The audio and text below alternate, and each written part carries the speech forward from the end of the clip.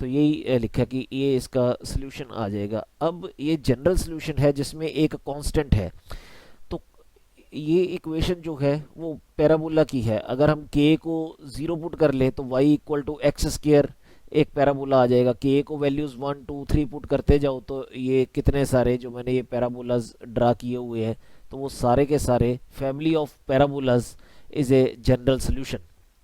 The solution which cannot be obtained from general solution and which doesn't have arbitrary constant is called a singular solution. तो अब यहाँ पे हमने singular solution देखना है, इसका कौन सा आएगा। तो वो सिंगुलर सोल्यूशन इस केस में तो बड़ा इजी है, यहाँ से दिख रहा है। तो मैं आगे तरीका बताऊंगा, वैसे पहले ही बता चुका हूँ, पी डिस्क्रिमिनेंट और सी डिस्क्रिमिनेंट का कॉमन पार्ट होता है वो सिंगुलर सोल्यूशन। लेकिन यहाँ पे पी डिस्क्रिमिनेंट सी डिस्क्रिमिनेंट कुछ करने की ज़रूरत नहीं है, यहाँ ये बड़ा इजी है। ये आपके पास डिफरेंशियल इक्वेशन देखो ये पड़ी है,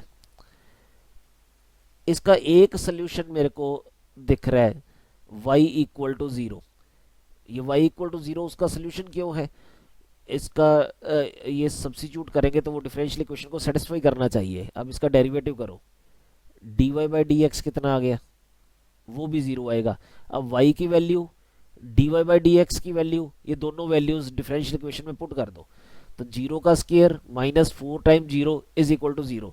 इसका मतलब y equal to zero satisfies the differential equation, therefore y equal to 0 is also a solution। पर अब आप देखो कि y इक्वल टू ज़ीरो जो है वो जनरल सोल्यूशन से नहीं बनाया जा सकता। सी ये जो कांस्टेंट है k, आप बता सकते हो कि मैं k को क्या वैल्यू पुट करूं कि यहाँ पे मेरा answer y equal to zero आ जाए। कभी भी हमारे पास ये y equal to zero solution नहीं आएगा। तो अगर हमने ग्राफ में देखना है तो ग्राफ में y इक्वल टू ज़ीरो, ये जो सारे पैराबोलाज को, ये जो टेंजेंट लाइन है, ये वाली tangent line, so this is the singular solution. तो मैं आपको पहले ये भी बता चुका हूँ कि किसी भी डिफरेंशियल इक्वेशन का जो सिंगुलर सोल्यूशन होता है that is envelope for the family of curves, और जो फैमिली ऑफ कर्व्स है वो अपना जनरल सोल्यूशन है। तो जनरल सोल्यूशन का जो एनवेल्प है वो सिंगुलर सोल्यूशन होता है, ये सारी कर्व्स को टच करता है, number one condition. And at every point of the envelope there is a curve of that family. जैसे मान लीजिए यहाँ पे ये पॉइंट, मैंने यहाँ पे ड्रा तो नहीं किया हुआ कोई पैराबोला, लेकिन यहाँ पे किसी ना किसी के की वैल्यू के कॉरस्पॉन्डिंग यहाँ पे भी एक पैराबोला है। मतलब हर पॉइंट पे एक पैराबोला है, और ये जो मेरी लाइन है वो हर पैराबोला को भी टच कर रही है। So this line is envelope for the family of solutions. अच्छा, इसमें सिंगुलर सोल्यूशन तो जैसे मैंने किसी टेक्निक से नहीं कंप्यूट किया, मैं तो सिर्फ ये कह दिया कि ये y इक्वल टू ज़ीरो, ये वाली चीज़ गिवन डिफरेंशियल इक्वेशन को सेटिस्फाई कर रही है, therefore y equal to zero is also a solution, but it can not be obtained from general solution, therefore it is a singular solution. लेकिन अब आगे तरीका बताऊंगा कि सिंगुलर सोल्यूशन फाइंड आउट कैसे करना है। वैसे पहले भी हम कर चुके हैं वो पी डिस्क्रिमिनेंट और सी डिस्क्रिमिनेंट का जो कॉमन पार्ट है, पर एक बार डेफिनेशन पी डिस्क्रिमिनेंट और सी डिस्क्रिमिनेंट दोबारा से देख ले। सो मैं कहता हूँ कि let g x Y C equal to zero be the general solution. General solution में क्या होगा, एक कांस्टेंट c होगा of the differential equation f x y p equal to zero. P discriminant is a relation between x and y obtained by eliminating p from the equations f x y p and partial derivative of f with respect to p equal to 0। तो जो differential equation है उसका partial derivative with respect to p कर दो, तो मेरे पास दो equations आ गई। अब उन दोनों इक्वेशंस में से p एलिमिनेट कर दो, फिर मेरे पास जो इक्वेशन आएगी उसमें सिर्फ x और y होगा, उसमें p नहीं होगा। तो जो वो इक्वेशन होगी विदाउट p, उसको हम बोलेंगे p डिस्क्रिमिनेंट। अब p डिस्क्रिमिनेंट की एक खास प्रॉपर्टी है जो मैं यहाँ बताने जा रहा हूँ, वो ध्यान से देखना है। मैं कहता हूँ कि at any point x y where the relation of p discriminant is satisfied, the value of p is unique. At all other points p has as many values as its degree in the given differential equation. अब इस चीज को समझने की जरूरत है.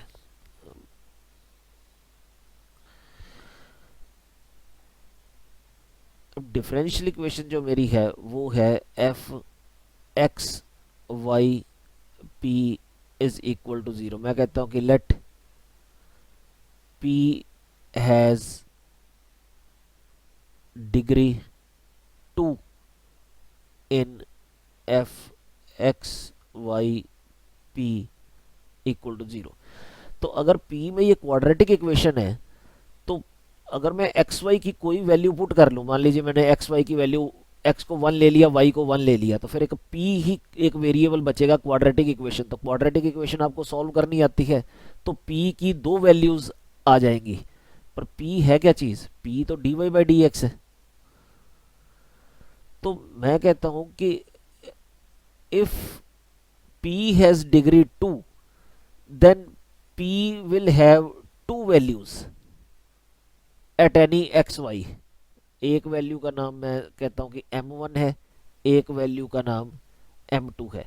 कि ये मेरा सपोज एक्स वाई प्लेन है, इधर एक्स एक्सिस इधर वाई एक्सिस. ये कोई पॉइंट है जिसके कोऑर्डिनेट्स मान लीजिए एक्स नोट वाई नोट है. ये एक्स नोट वाई नोट अगर मैं यहाँ पुट कर दूं, डिफरेंशियल इक्वेशन के भी एग्जांपल ले लेते हैं. सपोज डिफरेंशियल इक्वेशन है x y p square plus x p plus 5 is equal to 0. तो अगर मैं इसमें x naught y naught put कर दूं कोई point, x naught y naught मान लीजिए 2 3 है, सो यहाँ पे 6 p square plus 2p plus 5 equal to 0. तो ये मेरे पास एक क्वाड्रेटिक इक्वेशन आ गई एट पॉइंट 2 3. तो इस क्वाड्रेटिक इक्वेशन के दो रूट्स हैं, तो इसका मतलब यहाँ पे दो डायरेक्शंस हैं. मतलब dy बाई डी एक्स की दो वैल्यूज का मतलब कि यहाँ पे दो स्लोप्स हैं. लेकिन जो दो स्लोप्स हैं, स्लोप ये dy बाई डी एक्स जो होता है वो किसी कर्व के टेंजेंट की स्लोप होती है. तो अब यहाँ पे कर्व तो मेरे को कोई दी नहीं हुई, सिर्फ ये है कि दो स्लोप्स है. दो स्लोप्स का अब दो मतलब हो सकते हैं. एक मतलब तो ये हो सकता है कि यहाँ पे दो डिफरेंट कर्व्स जा रही हैं. वो कर्व्स कहाँ से आएंगी? जो इसका सोल्यूशन है G x Y C equal to 0. तो अब डिफरेंट सी के लिए ऐसा हो सकता है कि मेरे पास यहाँ पे दो कर्व्स हों. एक ये कर्व्स है, एक मान लीजिए ये कर्व है. तो अब एक कर्व के ऊपर जो टेंजेंट है वो m1 है इसकी वैल्यू, दूसरी कर्व के ऊपर जो ये टेंजेंट है उसकी स्लोप ये है m2. तो ये तो है केस 1 की. अगर मेरे पास ये कर्व है G x Y c1 equal to 0 और दूसरी कर्व है जी एक्स वाई c2. अभी मैंने ऊपर बताया था ना कि C1 C2 चेंज करो तो कितने सारे पैराबोलाज आ जाते हैं, तो वो आपस में इंटरसेक्टिंग भी हैं. तो अब मान लीजिए इस पॉइंट पे दो वैल्यूज है P की, तो ये इंटरसेक्ट करते हैं. ये तो है केस 1. केस 2 ऐसा हो सकता है कि एक ही कर्व हो, मान लीजिए C की एक ही वैल्यू है G x Y C equal to 0. तो इस पॉइंट पे फिर भी दो टेंजेंट ड्रा किए जा सकते हैं. एक की स्लोप m1 है, एक की स्लोप m2 है. तो इसका मतलब जब p की दो वैल्यूज है तो c की दो वैल्यूज भी हो सकती हैं. अगर दो डिफरेंट कर्व्स के ऊपर वो पॉइंट, अगर दो डिफरेंट कर्व्स के ऊपर वो point x naught y naught है जिसपे मैंने p की दो वैल्यूज निकाली हैं, या एक ही कर्व के ऊपर वो पॉइंट हो सकता है एक्स नोट वाई नोट जिसमें से मैंने p की वैल्यू कैलकुलेट की है. So for two values of p there can be two values of c और there can be only one value of c. p discriminant में p की equal values होंगी. तो इसका मतलब यहाँ पे हर पॉइंट पे मैं एक ही टेंजेंट ड्रा कर सकता हूँ। इसका मतलब जब मैं ये पी में जो क्वाड्रेटिक इक्वेशन है इसको सॉल्व करूँगा तो इसके दो इक्वल रूट्स आएंगे, तो दो इक्वल टेंजेंट आएंगे। तो ऐसे पॉइंट्स को ज्वाइन करके जो चीज़ बनेगी उसको बोलेंगे पी डिस्क्रिमिनेंट। उसके बाद चलते हैं सी डिस्क्रिमिनेंट पे। तो C discriminant is a relation between x and y obtained by eliminating c from the equations g x y c equal to 0 and its partial derivative with respect to c equal to 0। अब solution में एक arbitrary constant होगा, उस solution को derivative कर दो with respect to c, तो फिर जो नई चीज इक्वेशन आ जाए उन दोनों में से c को एलिमिनेट कर दो। जो एक्स वाई में रिलेशन आ गया इस टाइम उसको बोलेंगे सी डिस्क्रिमिनेंट। और अब सी डिस्क्रिमिनेंट की भी वही प्रॉपर्टी है जो पी डिस्क्रिमिनेंट की थी कि notice that at point x y of this c discriminant the value of c is unique. It means that through such xy a single curve of the family of solutions of given differential equation pass। अब ऊपर वाली चीज देखिए, इसी में ये जो मैं हॉरिजॉन्टल लाइन ड्रा की हुई है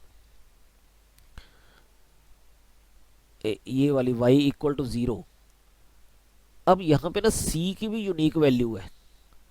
अब जो पॉइंट तो ऊपर है, मान लीजिए ये पॉइंट है, ये एक पॉइंट लगा दो।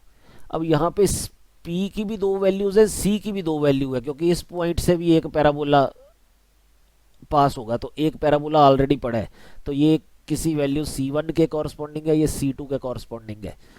पर जो ये हॉरिजॉन्टल लाइन है, हर पैराबोला जो है हर एक पॉइंट पे एक ही पैराबोला टच हो रहा है, किसी भी पॉइंट पे दो पैराबोला टच नहीं हो रहे हैं। तो इसका मतलब कि इस हॉरिजॉन्टल लाइन पे c has one value, p has one value, कि c की वैल्यू यहाँ पे यूनिक है और p की भी वैल्यू यहाँ पे यूनिक है। पर हर पॉइंट पे ऐसा नहीं होगा कि जहाँ c और p दोनों यूनिक हो। अब जैसे मैंने इधर एक एग्जांपल बना के भी आपको दिखाई थी कि जैसे मैंने ये वाली एक कर्व ली थी, ये जो सेल्फ इंटरसेक्टिंग वाली है। अब इसमें c की वैल्यू तो एक ही है, क्योंकि ये जो मेरी कर्व है एक ही कर्व है कॉरस्पॉन्डिंग टू दिस c। अगर मैं c चेंज करूंगा ऐसी दूसरी कर्व बन जाएगी, c चेंज करेंगे तीसरी कर्व बन जाएगी। लेकिन for a single value of c we have two values of p। इसको भी पढ़ ले।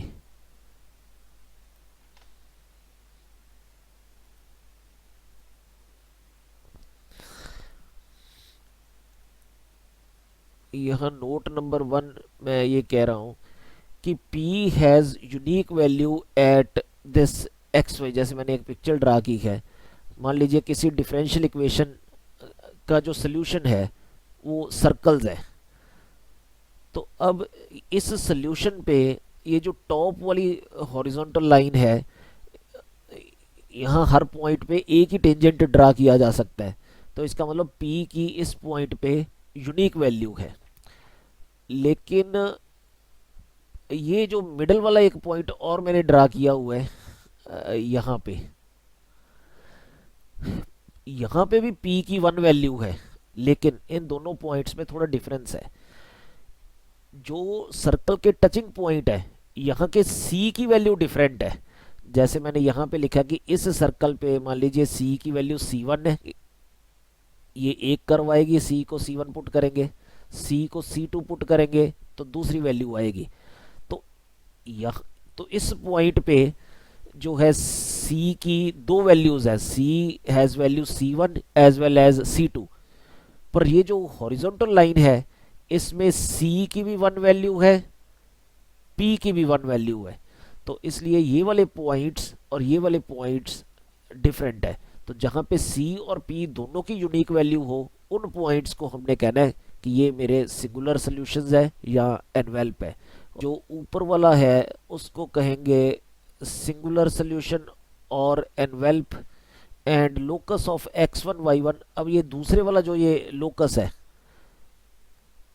इसको हम टैक लोकस या कस्प लोकस बोलेंगे। ये वाला जो पॉइंट अगर ट्रेस हुए, इसका लोकस, जहाँ पे p की वैल्यू 1 है, c की वैल्यू मोर देन 1 है, इसको हम कहेंगे टैक लोकस और कस्प लोकस। ये मैंने वैसे कल बताया था। अब मैंने ये कहा था कि अगर ये दो कर्व्स कंसेक्टिव है, मान लीजिए एक कर्व c इक्वल टू किसी पॉइंट k के लिए बनाई गई है, दूसरी कर्व जो उसको टच कर रही है वो k का जो जस्ट अगला डिजिट है। अगर k नेचुरल नंबर है तो मान लीजिए वो k+1 है, दूसरी curve c equal to k+1 के लिए है, तो उस जगह पे जब मैं टेंजेंट ड्रा करूंगा तो p की तो 1 वैल्यू होगी, पर c की दो डिफरेंट वैल्यूज हैं, तो उस केस में तो मेरा ये बनेगा कस्प लोकस। इस वाले केस में कि अगर ये कंसेक्टिव है। और सर्कल वाले केस में मैंने ये कल भी बताया था कि अगर मान लीजिए मैंने एक सी के लिए सर्कल बनाया, c+1 पुट करके दूसरा सर्कल आया, अब दो कंसेक्टिव सर्कल तो आपस में टच कर नहीं रहे। और c+2 के लिए बनाया, c+3 के लिए बनाया, मान लीजिए जो सर्कल c के लिए था और c+3 के लिए था वो आपस में टच कर रहे हैं, तो अब फिर यहाँ पे p की 1 वैल्यू है, क्योंकि a की टेंजेंट इन दोनों कर्व्स को ड्रा किया जा सकता है। उस केस में locus of this point will be called tac locus, अगर ये दोनों कर्व्स नॉन कंसेक्टिव हैं। तो अगर ये दोनों कर्व्स कंसेक्टिव हैं तो हम उसको बोलेंगे cusp locus. Both p discriminant and c discriminant may contains factors which do not correspond to envelope। कि जब हम p डिस्क्रिमिनेंट लिखेंगे तो एक्स वाई में एक रिलेशन होगा। इसी तरह जब c एलिमिनेट कर देंगे सोल्यूशन में से तो वो भी एक्स वाई में एक रिलेशन होगा। मेरे पास अब दो इक्वेशंस है, एक p डिस्क्रिमिनेंट की, एक c डिस्क्रिमिनेंट की। तो अब मान लीजिए उनके कुछ फैक्टर्स किए हुए हैं, एक्स वाई में एक फैक्टराइजेशन की हुई है, दूसरी इक्वेशन भी एक्स वाई में है, उसकी भी फैक्टराइजेशन की हुई है। तो जो तो उनमें कॉमन फैक्टर है वो कॉमन फैक्टर तो होगा एनवेल्प। मैं p डिस्क्रिमिनेंट और c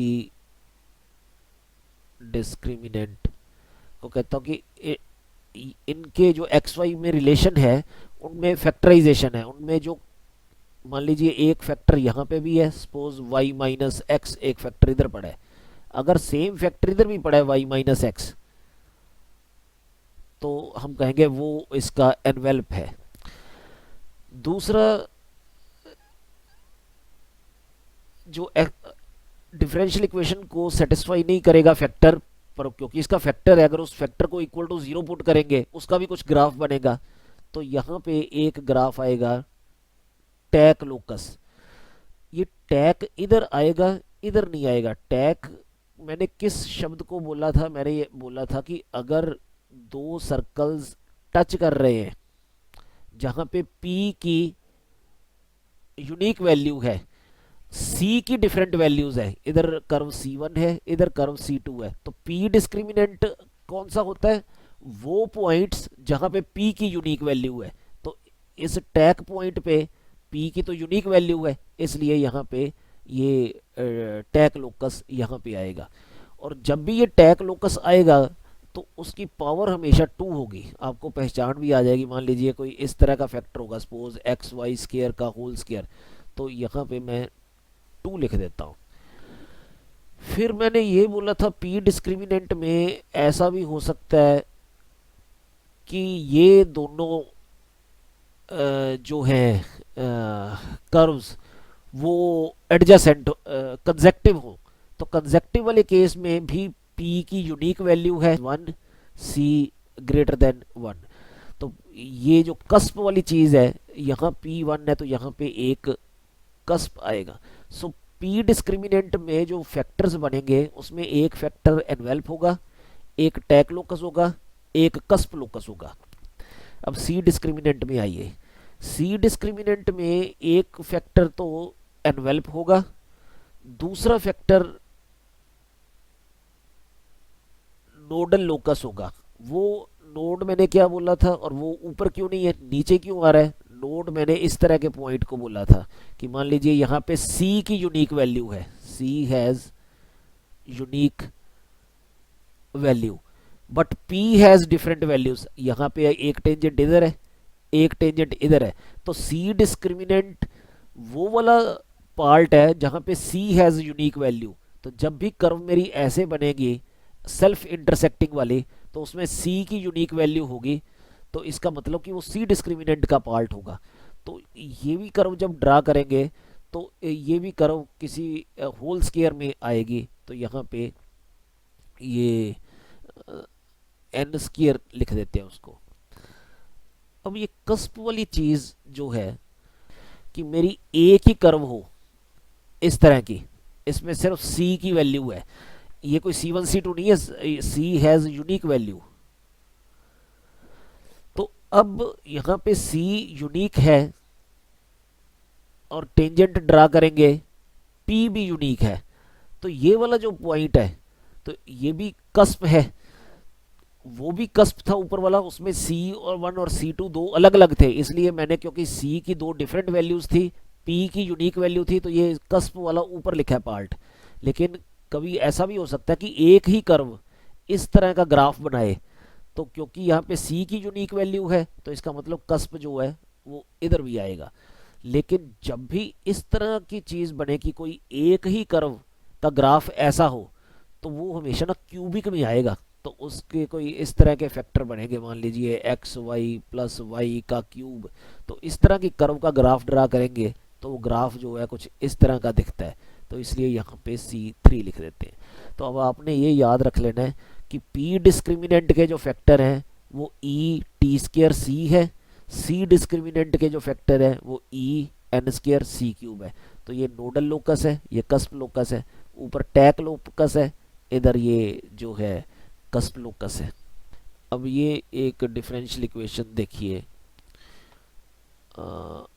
ये वाली दी हुई है, 1 प्लस वाई डैश का square is equal to 1 by y square. तो इसका जनरल सोल्यूशन, सिंगुलर सोल्यूशन और एक्स्ट्रानियस लोकस जो जो है वो सारे फाइंड आउट करने हैं। तो ये मैंने इधर सॉल्व किया, इसको वाई डैश को P लिख दिया, तो ये वाई स्क्वायर से मल्टीप्लाई करके हमारे पास आ जाएगा y square plus p y square p square minus 1 equal to 0। तो इसको हम ऐसे लिख लेते हैं, so f x y p. तो इसका डेरिवेटिव कर दो विद रिस्पेक्ट टू P, क्योंकि मैंने P डिस्क्रिमिनेंट निकालना है। P डिस्क्रिमिनेंट कैसे निकालूंगा, ये वाली कर्व और ये वाली कर्व में से P को एलिमिनेट कर देना है। लेकिन जब इसका डेरिवेटिव किया, y का डेरिवेटिव 0 हो गया, यहाँ पे 2P आया, साथ में वाई स्क्वायर इक्वल टू 0, तो P की वैल्यू 0 आ गई। वो P की वैल्यू 0 ऊपर वाली इक्वेशन में पुट कर दो, ऊपर वाली इक्वेशन में पुट करेंगे तो आएगा मेरे पास Y square minus 1 equal to 0, that is y equal to plus minus 1। तो ये मेरे पास आ गया P डिस्क्रिमिनेंट। जैसे मैंने बोला था P डिस्क्रिमिनेंट में कुछ फैक्टर्स होंगे, तो इसके दो फैक्टर बन गए। एक फैक्टर तो मेरे पास